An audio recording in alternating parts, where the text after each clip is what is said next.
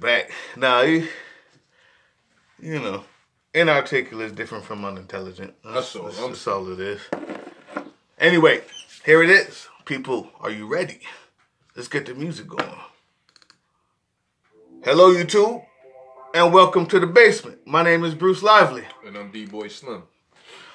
And The Basement is the first daily hip-hop debate show. From Tuesday through Friday, we tackle the most intriguing topics in hip-hop culture and the world around it. So welcome back, Basement family. It's another City Wrecking Wednesday. Listen, City Wrecking Wednesday is where we take two cities and put them head-to-head using the artist, the history, the style, whatever we think gives that city this week's crown. And this week is two of the best. Before we get started, don't forget to support your local and online black businesses, people. Let's keep that dollar circulating in our community. And one way you can do that is by buying from the Fleetwood Spice Collection. Big, bold, unique, and delicious spice blends that complement any meal. You know, we've been shouting them out for a while. I see you who just signed in. The Fleetwood Spice Collection, thefleetwoodspicecollection.com. Go there, check them out. Anyway, today's question, City Wrecking Wednesdays. Houston, Texas versus Memphis. Making easy money, pimping hoes and staff. Ooh. We taking it there. With that being said, let go. You got it. They don't know about that. Buy them beats, Team Box Cutter. Who's that who just signed in? Oh, man. I can start it if you want. I told Bruce I'm going to go off the cuff, and that's what I intend on doing. Okay. And that's only because I know, love, and respect Memphis the way I do, that I'm able to go right off the head and freestyle about a decade and a half, 2 decades worth of, hip-hop coming out of Memphis. Okay. It's been serious, too. Created their own wave, even have their own acronym, as I stated at the top of the show. Yo, that easy money. That vanilla is nice. Pimping hoes and style. Vanilla is nice. And they stay true to their name, basically, because their music doesn't veer too far away from that. Some may say, well, they could get more diverse, and I would understand somebody saying that. But to the Coore fans that enjoy and appreciate what it is that they do and the type of music that they come out with, this show is for you. Let's start at the beginning. Like when I was in high school, I was a young buck coming up in high school. The 8 balls and MJGs. It's funny that we talk about this. I had a debate with a Facebook pal of mine early this morning, and we was going back and forth. Coming out hard, classic, 94, I believe. First time I think we was introduced to 8 ball and MJG. Had classic joints like Mr. Big. I remember. Smooth Arm Robbery, Coming Out Hard, classic staples to the South and where it's at today. You can honor and salute 8 Ball for their contribution and opening the door to where the South is at today. Following up the second album with Space Age Pimpin' with joints like Crumbs the Bricks, Lay It Down. Lay It Down. Anthem, staple in the South throughout the 90s. You couldn't go to the club and didn't hear that at least 2-3 times a night. Y'all tell me in my line. Somebody give me feedback on that. If you was in the club in the 90s in the South, you heard Lay It Down 2 or 3 times, period. So, and that's 8 Ball and MJG. They rep Memphis. One of the first ones to rep Memphis. And you had a couple other movements at the same time that was coming up out of Memphis. And end up creating their own lane and making a wave. Facts. So that's all we dealing with. I appreciate that, King Ice. That's all we dealing with today. Facts. Oh man, King Ice, I'm sorry. It's not you. I gotta go against you today, King. What Bruce talking about. He's H-Town, I definitely respect the H-Town, but y'all already know how M-Town put it down. King Ice, I love you, but the truth is, man. You gonna tell us about the lean and the scissor?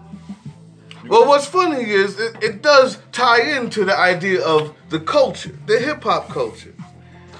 You see, I'm not going to name everybody, although I could. And that's cool because the names that come out of there are crazy. But there's something I wanted to get to first, and it is the hip hop culture and its continuance in Houston. Like when Sway went down there to do the cipher during the hip hop cipher, for Sway in the Morning during the during the Super Bowl. Now, what you saw that came out of there every single day for a week, this dude not only had people like your Bun B's, the Slim Thug, Lil Keke, Trader Truth, Zero, Lil Flip, all of them were there. But he also brought out the young spitters to join ciphers. And every single day of the week, 5 to 6 to 7 of these people would come out, and they was all nice. And it was all just a reflection of how hip-hop, what it means down there. When you not only talk about these ciphers, you look at things like South by Southwest, which is in Austin, but has also venues and places in Houston. The big names like the Revention Center that's been holding people from Lauryn Hill to Gucci Mane, which is this Friday out there, and another big hip hop festival. Hip hop festivals and the whole idea of this hip hop culture has sustained itself since UGK and before that. So we don't Ghetto Boys and Scarface. It's not just that. It's the culture that has sustained around it. And that's the criteria that I'm using. It's going to be called the cultural influence. Memphis got it. They got some nice people. But Houston has the cultural influence, not just the best rappers, which also, UGK, Scarface, people like a Millionaire, people like Lil Flip. Come on. But more so than that, it's the cultural influence. Go ahead. I'm going to go right there because I'm not going to have to, I don't have to keep on naming, your DJ Screws, the people who've helped influence the culture. I'm not going to talk about Jay Prince and the whole Rap-A-Lot Records who helped influence. Well, it was once said that people ideas of the South with dudes riding around in Cadillacs and with pimp cups. Okay. And a lot of that, probably, an artist in Memphis that if they had a shot would take off, but people and artists that can help will hold you back. But Houston, the artists help each other. I like that. And that's the difference between Memphis and Houston. I would attribute that to a couple of different factors. That's actually accurate because you see that a lot in the city. I don't think Houston's historically, outside of the Ghetto Boys, UGK is actually from Port Arthur, not from Houston, but they rep Houston. We'll throw them in there, but they rep PAT, they rep Port Arthur actually, and they rep Houston. But yeah. We'll throw them in there for argument's sake. Their history doesn't go back extensively, such as Memphis, with the plethora of artists. And then with that, you have little neighborhood and local. Well, you tell me. With the plethora of artists? Right, with plethora of artists. Okay, I'll tell you. Because I could go back to Indo G's and Lil Blunt, Tommy Wright, Cool Daddy Fresh. Memphis goes back. And these is late 80s, early 90s Memphis. Okay, artists. Scarface, Ghetto Boys. I just said Ghetto Boys. Come on now. Okay, Pimp C, Bun B. We just said that. UG Travis Scott, Zero, Slim Thug, Chameleon there, Underground Kings, Paul Wall, Willie D, Baby Bash. Those all New Millennium rappers. Who? What? Willie D? New Millennium rapper. How many times you gonna say the Ghetto Boys? Willie D was a part of the Ghetto Boys. Paul Wall. That's New Millennium. That's New Millennium? That's New Millennium. You tell me what records they had in the 90s. That's New Millennium. Okay then. What's your house? Well, we know what I'm saying is, my point is, he says Pretty Tony, Gangsta Pat. And you talking Memphis again. Okay, Mike Jones. You talking New Millennium. So, but it's still, these are the plethora of rappers you're talking about. Matter of fact, there's a dude named Spazzy D right out of there. Because they're fairly new and they're all fairly recent, that they tend to, although there's been beefs and rifts inside the city of Houston with Mike Jones and Trader Truth, Also with Paul Wall and Chameleon not getting along. So there's been rifts inside the city of Houston. But like I said, those rifts and beefs go back longer because the extensive artists that Memphis have and the history of their music goes back longer than Houston. So those beefs and riffs that are in your Our squad ain't new. Listen, your mind in Memphis, they go back a little longer. Listen, when you hear the words like elbows, like slab, this is a little more stiff in Memphis. Well, this is what I mean by cultural influence. The slabs, the elbows. This is the leans, like you want me to say. I know, but the truth is, the whole influence. Let's do a musical influence. Look at the music we listen to today. Tell me that Chopped and Screwed, the whole movement that they had, isn't a major influence. But not just the music. I'm telling you, it's the culture down there. It is the South by Southwest. It is the culmination of hip hop heads coming there every year. With some musical influence. That snare, and you knew dudes like Spazzy D. That snare and hi-hat that you heard from 666 throughout the 90s. Them Juicy J and them DJ Paul beats and them tracks and music, which is... Okay, well tell me this. King Ice and D-Boy Slim, tell me this. Has Memphis sounded the same comparatively to Houston?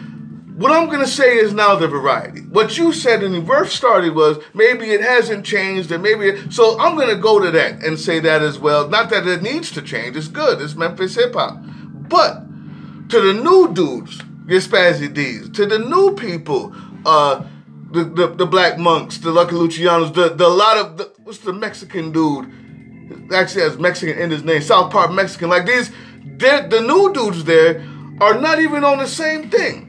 You've got people who have songs about all the esoteric stuff that we love when we go to our underground people. Like you're talking about the whole black upliftment, talking about slavery, talking about underneath the surface and not just pimping hoes and not just selling drugs. Which one of Houston artists talk like that? Spazzy D is the main one that I wanted to talk about. And there's 15 more like him.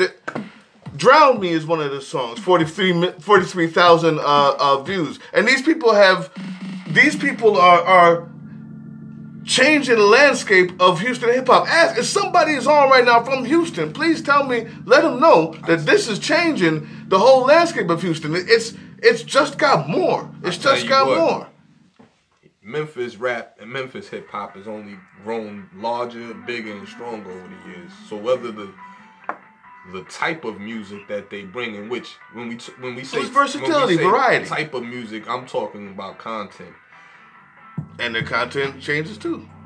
The content of the music, primarily, you hear Memphis artists talk about the streets. And when you talk about the streets, you're talking about the robberies that go on, the pimping that goes on, the drug dealing that goes on, the arrest and prison that goes on, the struggle and the hunger and the pain that goes on. You hear that? This primarily doesn't change, but it has. Like I said, what continues to grow is the following. The artists change, however, and they come with their own style, whether that be South Memphis or North Memphis. He's saying Gangsta Pat again, no question. He said Memphis has 2 to 3 styles, but you know what? That is Memphis by the sound. Memphis hasn't changed except for the last 3 years. That's all my point. Appreciate that, King Ice. And so, like I said, in this case, I'm gonna say numbers don't lie, cause Young Dolph is doing his numbers right now. And behind the Dolph thing, we already know Gotti had it on Smash. It's only 2 or 3 other guys out the South, and those guys, Jeezy had a major label behind them. Gucci did his thing and is still currently doing his thing, but however, so is Yo Gotti. And that's Memphis all day, every day. And all right, listen. And there's no front on it. I don't think there's an artist out Paul Wall making his numbers with grills, I don't think there's an artist out he going to tell me Paul Wall compared to Yo Gotti. Give me feedback on that. He's crazy. He's bugging. Listen. It's up to y'all. Give the feedback. Who wins? King Ice, leave that. After we get off, leave that comment down there, man. Benjamin Whitlock, listen. What I'm going to do is get a shout-outs. Y'all leave those messages. Let us know who wins this. Who do you vote for? And who you want for the next City Wrecking Wednesdays. Shout-outs. Benjamin Whitlock. He said Crit has it hands down. Of course, that's the Crit versus Sci-Hi the Prince. Facts. And that's what's up. What do you want me to say? So I'm telling you. Benjamin Whitlock, appreciate that. You got your shout out. Charles, I'm going to try to do this. Charles the Truth, Black Truth the Lord. Charles the Truth, Black Truth the Lord. You know who you are. Just wanted to give you a shout out as a new subscriber. Appreciate it. And Z71, last joint, said Sci-Hi has been active since 2008 and has just as much work as Crit, if not more. He was discovered in 2010, 2011 by Kanye. He was doing tapes with Greg Street and he was signed to Akon first, not Kanye. Appreciate that. We love the facts. We love the history. Matter of fact, we love the fact that all of our fans are historians, hip-hop historians, people who love it. That's why you love this show. Tell your friends about it, man. Appreciate that, Z71. Can't do better than facts. Y'all on it. Of course, one of my favorites, Blood, Crips, and Essays, the web series. You've been there since the beginning. It said, my son is a real one. M is a beast. And I always salute white people who choose to support our cause. But the game that my son was dropping, bro, he got the honor and values of a real G. Blood, Crips, and Essays. You know exactly what we talking about out here. Facts. Hey, man, all of y'all, we appreciate you so much. Press that subscribe button. Press that like button. You hear the beats that we got playing, man. I mean, everything from music scripts to down south hip-hop beats to your up north or your west coast. Everything you need. Team Box Cutter Beats. You can find it right there in the description after we get done. Thanks for watching the live show. What you got? Shouts to Fleetwood. Fleetwood. You already know, man. Y'all check that website out. TheFleetwoodSpiceCollection.com. You won't neglect it. What is it? Regret it. Excuse me. Facts. Keep pressing the subscribe. Keep checking with Bruce for them beats. We got dope shows coming for you. Appreciate you. We off this. Peace.